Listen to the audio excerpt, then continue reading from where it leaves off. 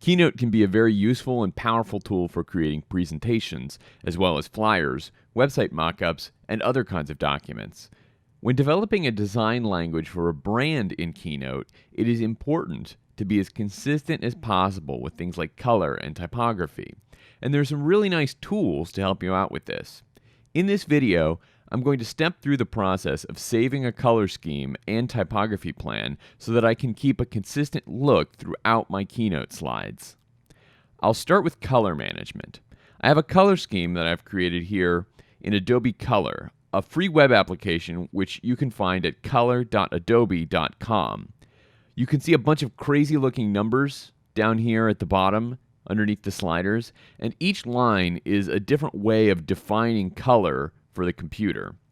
For most uses on screens, we care about the RGB values and the hex values. You see these lines here that are marked RGB and hex. In fact, these numbers are actually the same. They're just written in two different ways. So I'm going to keep this page open as a reference as I go back to my new open plain Keynote presentation. Now I'm going to open up Keynote. In Keynote, I'm going to create a new document, and I like the widescreen Keynote themes, and I'm going to pick the plainest, most bland white presentation because I don't want to compete with any of the other color schemes or type styles that are in these other themes. So I'm going to do the plain white widescreen theme. And the first thing I'm going to do is I'm going to zoom out so that I can see everything on the page. I'm going to go to View, Zoom, Fit in Window, so I can see everything that's there. And then the next thing I'm going to do is get rid of all this stuff because I'm not really making a presentation. So I'm going to get rid of those titles.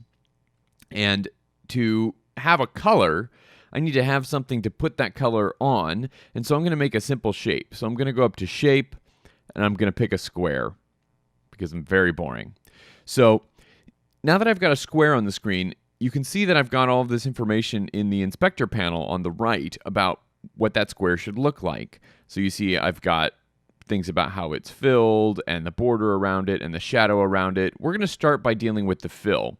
So you see by default, the square that I selected has this advanced image fill. And what we actually want to do is a color fill. And you can see I'm immediately turned to a white square. And now I've got all these options for how my square can be colored. And you see I've got all of these color options here, and those are great if you want to use those colors and those colors only. But if I want to use a color that's more specific, and especially a color that I want to be easily transferred into other kinds of documents that I'm working on outside of Keynote or even outside of Apple's iWork suite in general, I'm going to need to find something that's a little bit more specific than this. So I have these same color options over here, but notice that if I click this color wheel, I'm going to get a much broader set of options. This window that just popped up on my screen is the Mac's overall color picker. This color picker is system-wide for the Mac. It's not just in Keynote. It's in every application in the iWork suite, and it's in a lot of other applications outside of the iWork suite, because any person that develops an application can choose to call the standard system color picker out to use to select colors. So you can have a bunch of different tabs here in your color picker. Yours may look a little different than mine because you can actually install applications that add tabs to the color picker, which is very cool. And you can see there are a lot of different ways that we can select colors. These are all very similar. You can see this color wheel here looks almost identical to the color wheel that was on the Adobe website. You can see that I've got a bunch of color palettes in here. Some of these are the same as you will see in yours, and some of them are a little different. You can see that I've got these kind of crayons, and again, these are standard colors that if you want to use the colors that are already here, you certainly can. But if you want to have more control, for example, I want to use the colors that I've selected in the Adobe Color Picker, then I'm going to need to transfer those in. And the way to do that is over here on the Sliders tab. So in this Sliders tab, you can see we've got a number of different color spaces. And I said we care about RGB colors, and so we're going to go with RGB. Now, depending on what version of Mac OS X you have, you may see this hex color box down here, or you may not see this hex color box. I am going to use it here, but know that you don't have to. So I'm going to switch back over to my Adobe Colors for a moment, and you can see I've got these color codes down here. I can transfer those into Keynote very easily just by highlighting them. So I just double click to highlight. I'm going to hit Command C to copy it to my clipboard. I'm going to hit Command Tab to switch back to Keynote. I'm going to go to my hex color, and I'm going to hit Command V to paste it here. And as soon as I hit Enter or Tab to move away, you can see that that color, exactly the same color that was over here in Adobe on my web page, is transferred to this square right here. So that's great for this square, but we want to be able to save this color and use it for all kinds of things, whether that's text or other shapes later. So we need to save this color as well. So to do that, I'm going to switch over to the Color Palettes tab, and you see this gear next to my color palettes. You see I've got all these big color palettes here. I don't actually want to save this color to any of these existing color palettes. I want to create a new color palette, and so I can do that by clicking this gear and saying New. And you see now I have a new color palette called Unnamed that has my new color in it, which is also called Unnamed. I actually want to change this name, and you should do that as well. So I'm going to say rename, and I'm going to call this my new color palette.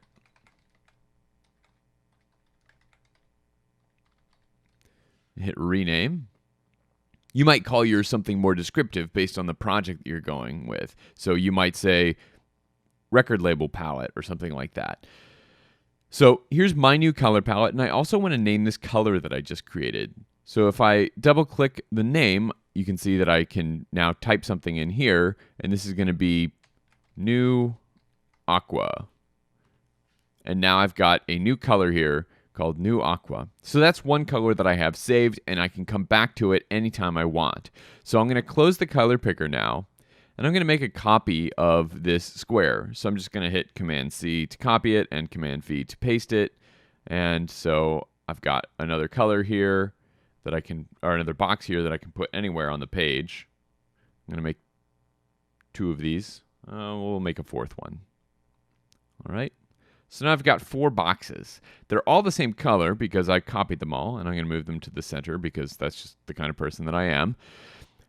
Now I want to change each of these to be another one of the colors from my color palette over here. We can do that very easily as well. So let's first get this kind of rust color in. And we're going to do exactly the same thing that we did before.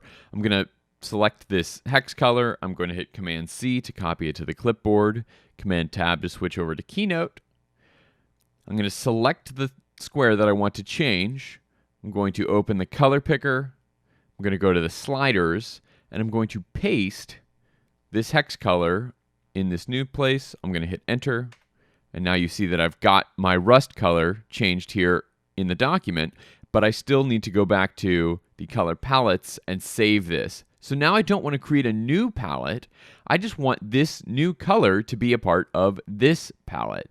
So if I hit this plus sign, you can see that I've added a new swatch to my current color palette, and it's automatically given the title of the color palette. So this my new color palette is the name that I gave this palette, but I want to change this color again.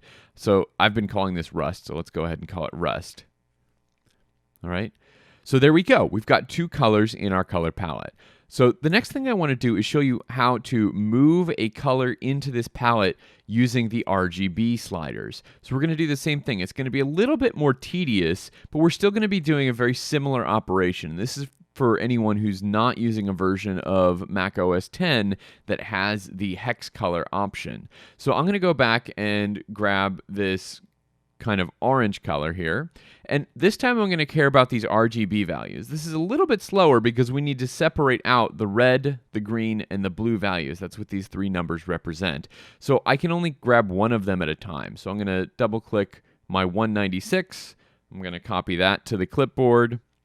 I'm going to Command Tab back over. I'm going to select the next square. I'm going to go hit the color wheel again to get my color picker. I'm going to go back to my sliders, and instead of pasting this down in hex color, I'm going to paste it up here next to red. 196, right? So there's one. Now I need to grab the green value. Now, if you've got a better memory than me, you could just type these in. 101, switch 101, 47, copy that, and paste it here. And now we've got our regular orange. So I'm going to go back to the palettes. I'm going to click the plus sign again to add this. I'm going to double click to name it orange. That's a very pedestrian name compared to my other two. I know, I'm not very creative on this one. So I'm going to close this one more time. And now you can see we've got our 3 color palettes here. And why this is so powerful is that I can create a new block of text here. So I've created a new piece of text. I'm going to move that up here. And I can type, these are my new colors. And if I want to make the word colors one of the colors that I just selected, I can go back into the inspector over here and notice that the inspector here has automatically switched to the text tab on the inspector because we're dealing with a text object. And I'm going to click this same color wheel so that I get the same big color picker. And you see I've got the same color palette available to me, along with all of my other color palettes if I ever wanted to switch. And I can now assign the word colors to my rust color that we created. And you can see that now I've got the word colors, and it might be a little clearer if I make this bold, that the word colors is now the same exact color as my second square here. So that's a really powerful thing to do. The next thing I want to talk about is managing typography. So every title and every heading and every body area of a document or a design language should be consistent with regard to the typeface, the type weight, and all kinds of other things, including the color that we've been dealing with as well. So I want to talk about how to deal with that as well. So I'm going to delete this type object that I just created, and I'm going to create a new one. You can see that by default, it puts a piece of text in the middle of your slide, fills it with the word text, which is just a placeholder, because as soon as I click into it, it disappears. And I'm going to say, this is a title. Now, it says that it's a title, but is it really a title? Notice that when I click it and I go to the text tab in the inspector, it actually says caption up here at the top. This word caption is describing a text style. And if you look at this drop-down arrow, you can see that we've got a whole set of predefined text styles that are built into our own Keynote template that we're using. Remember, I selected that widescreen blank white template. Well, there are still some pieces of information in that plain white template here, and some of that are these text styles or these paragraph styles that you see here. So it's currently using the caption style, and if we want it to look a little bit more like a title, we can switch to the title style just by clicking title. You can see that my text just got a lot bigger. Now you can see that I've got the font of Helvetica, and that's a great font, but let's say that for my particular brand, I would like a different kind of font for titles. And so I can open up the font menu and I can select any title that I want. I'm a big fan of Avenir, so I'm going to select Avenir here. So you can see this changed my title, but it did one more thing on the screen, and this is kind of subtle, but you can see that title now has a little asterisk next to it. And that's really important. Let me make one more slide to show you how important this can be. So I'm going to use one of these slide layouts that has a title built into it. So I'm going to select this bulleted list slide, and I'm going to type something in this title. Notice that when I click here, it says title up here. So I'm going to add, this is a bulleted list. And that is the title for this slide. So I'm going to come back here. Notice that my title here is in Avenir. I'm going to actually pick a different typeface that's going to give a little bit more contrast. So here's another fun typeface. This is Arvo. It's a big old slab serif. So you can see that Arvo looks very different from the Helvetica that we have over here. And let's say I also want these titles to be my new rust color that we just created. So I'm going to come in here and select rust as well. And you can see again, this is changing what the name of our text style, of our paragraph style looks like. And that's really interesting, but it's not going to do anything to this title over here.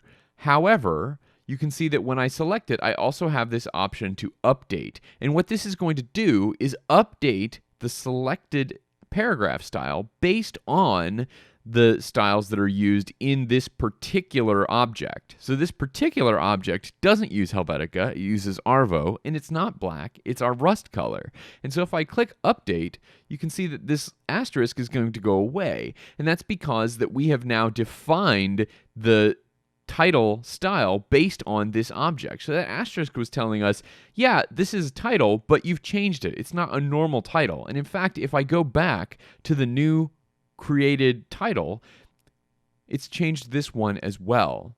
So this is a way that we can control all of the titles in this document. And in fact, if I go now to add a new slide, you can see that the double click to edit, this placeholder text, is still in our new title format. This is a new slide. And if we change our mind later, say Arvo's great, but I did really kind of like the look of Avenir, I can just go back in here, select the font of Avenir, and say, notice how I got my asterisk back that says this thing is different than the way we normally do titles in this style. I can say update, and now that's going to update all of my other titles. And we can do this for anything we want. Now, what's really cool is that sometimes you might want to add a new kind of paragraph style that's not already built in. So let's imagine that sometimes I'm going to want some of my slides to be dark with light text instead of light with dark text. So I'm going to change this slide rather dramatically. So on this bulleted list slide, I'm going to first add some things. So we've got some things in our bulleted list now, and I'm going to, in the inspector panel over here, I'm going to change the background, and to keep it consistent with the rest of our branded Keynote, I'm going to change the background to our big rust color. And that's a problem because now we can't see our title, and we kind of have difficulty reading our bulleted list as well. So here, I'm going to change my title to something else. So I want to change the color of the title to the aqua color, and now we can read it really clearly. Now, you can see that I've got an asterisk here, and what I don't want to do is just update my title text, because that would change this title and it would change this title, and I don't want those to be that aqua color. I want those to stay that rust color. And so what I can do instead is to create a new title paragraph style. And to do that, I'm going to click this down arrow next to title, and I'm going to click the plus to create a new paragraph style. And you see that it created something called Title 1. So I'm going to call this something more descriptive. I'm going to call this Title Light, in case I decide to change what that is. And I'm going to do the same thing here. Notice that these are in a style that it calls body, and I'm going to create a new body style for them as well. So I'm going to do the same thing that I did before. I want this text to be a different color, and let's say, just for the sake of contrast, that I want these to be a plain old white. So I don't have white in my color palette, but I know white exists in a lot of other places here. So I can just go to any of these other color palettes, like WebSafe Colors or wherever, and grab something that's a plain white. And here we go. I see body with an asterisk again. And again, that asterisk is an indication that we've done something that's different from normal body text. And again, I want to make sure that I'm creating a new style rather than updating regular body style. So I'm going to hit plus here. Notice that I get a body 1, and I'm going to do the same thing. This is going to be body light. I'm going to hit enter, and now I've got a new style called body light. And there you go. Now I can create a whole Keynote presentation for anything that I want. I can even duplicate this Keynote presentation. If we want to get really in depth, we can change the master slides so that we can create our own Keynote theme. And then we can reuse that in a lot of different places as well. And this will allow us to very easily and quickly create new slides and new slide presentations for flyers or for website mockups that are very consistently branded. And we did all of that preparation, that organization, and that management using just the built-in tools in Keynote.